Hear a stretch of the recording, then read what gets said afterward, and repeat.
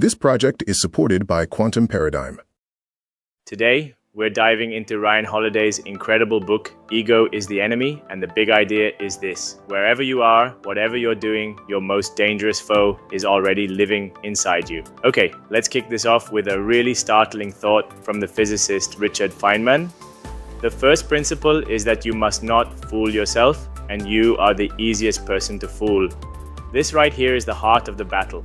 We all think we see the world pretty clearly, but our own internal wiring, well, it makes us the easiest person to fool. So who is this internal saboteur? Now, let's be really clear. We are not talking about healthy confidence or having good self-esteem. The ego that Holiday is warning us about is something different. It's an unhealthy belief in our own importance, arrogance, self-centered ambition. It's that little voice inside us that needs to be better than, more than, and recognized for way past the point of being useful. It's the voice that whispers that we're a lot more important than we actually are. And in doing that, it completely messes with our sense of reality. So where does this enemy actually show up? Holiday says it basically ambushes us at 3 universal stages of any journey we take in life. Our aspiration, our moments of success, and our periods of failure. The climb. Aspiration. Let's start with the climb. This is where every great journey begins, right? But it's also where our ego lays its first and honestly most subtle traps. It can derail us before we even really get started. So early on, we faced this really fundamental choice, and it was perfectly captured by the military strategist John Boyd. He'd ask his students to be or to do, do you want to be somebody? Chasing the titles, the promotions, the fancy club memberships. Because that path, it often requires compromise. Or do you want to do something? Focusing on the work itself, on making a real difference. At the end of the day, you've got to ask yourself, which one of these paths is my ego screaming for? You know, one of ego's absolute favorite tricks when we're aspiring to something? It's to get us to substitute talk for action. We talk all about the book we're going to write or the business we're going to build, and it feels good. It feels like we're making progress. But here's the catch. Holiday points out that talking and doing are fighting for the same resources. All that talk just depletes the energy we desperately need for the real difficult work. So what's the antidote to all this talk? It's a quiet, humble realism, and it's modeled perfectly by General William Tecumseh Sherman.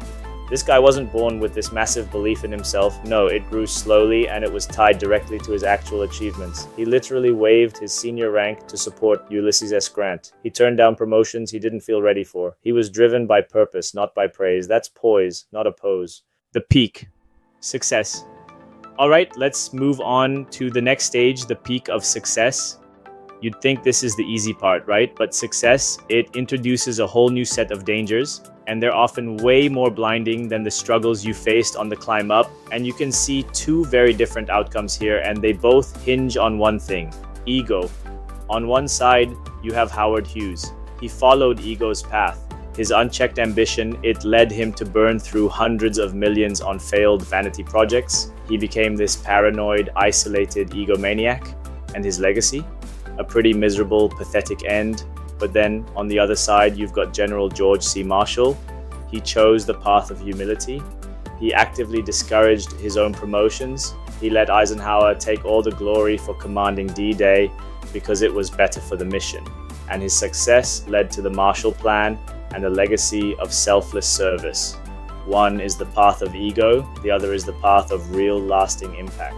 The legendary basketball coach Pat Riley actually gave this danger a name.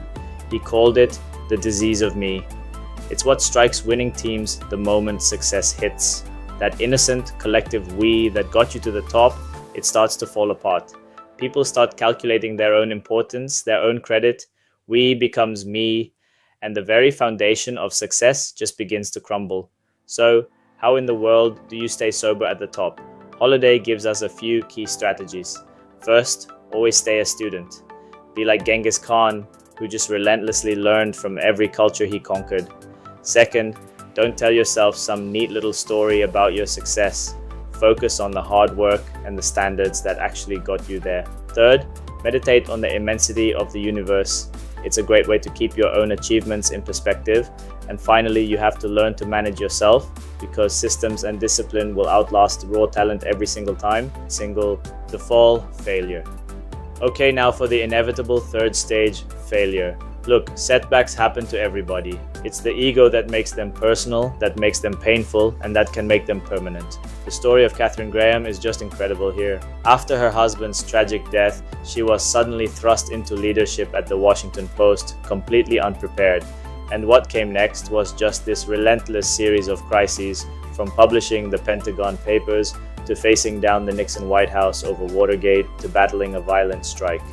Now, her ego didn't cause these things to happen, but a big ego would have made it impossible for her to navigate them. She endured, and in the end, she didn't just survive, she triumphed. So, when we face failure, or really any situation we don't control, we get a choice between what the author Robert Greene calls alive time or dead time. Dead time, that's when we're just passive. We're waiting, we're blaming other people, we're resentful. But alive time, that's when we choose to learn, to act, to use every single second for our purpose and our own improvement. So the question for all of us in those tough moments is simple. Is this going to be dead time, or is this going to be a lifetime? And maybe the most powerful example of choosing a lifetime is Malcolm X. He was sentenced to 10 years in prison. He could have just let that be dead time. But instead, he turned prison into his own personal university. He read constantly. He even copied the entire dictionary by hand just to expand his vocabulary. He later said he had never been so truly free in his entire life. He turned a moment of complete failure into the very foundation of his future. So, when we face failure, or really any situation we don't control, we get a choice between what the author Robert Greene calls alive time or dead time. Dead time, that's when we're just passive. We're waiting, we're blaming other people, we're resentful.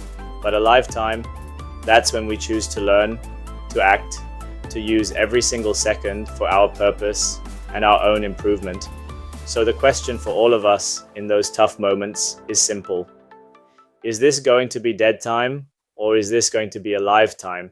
And maybe the most powerful example of choosing a lifetime is Malcolm X. He was sentenced to 10 years in prison. He could have just let that be dead time. But instead, he turned prison into his own personal university. He read constantly. He even copied the entire dictionary by hand just to expand his vocabulary. He later said he had never been so truly free in his entire life. He turned a moment of complete failure into the very foundation of his future.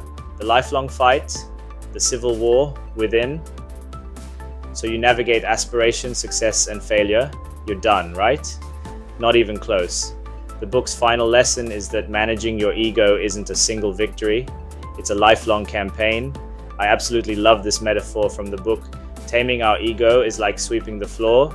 You don't just do it once and declare the house clean for life. The dust, our arrogance, our self-centeredness, our insecurity, it comes back every single day. And every single day, we have to pick up the broom and sweep. And that really leaves us with this one final question. Every single day, you're going to find yourself in one of these three stages: aspiring, succeeding, or failing. And in every one of those moments, you have a choice. Are you going to feed the part of you that craves validation and only sees itself? Or are you going to feed the part of you that is grounded in reality, focused on a purpose, and committed to the work? That choice, it's yours every single day.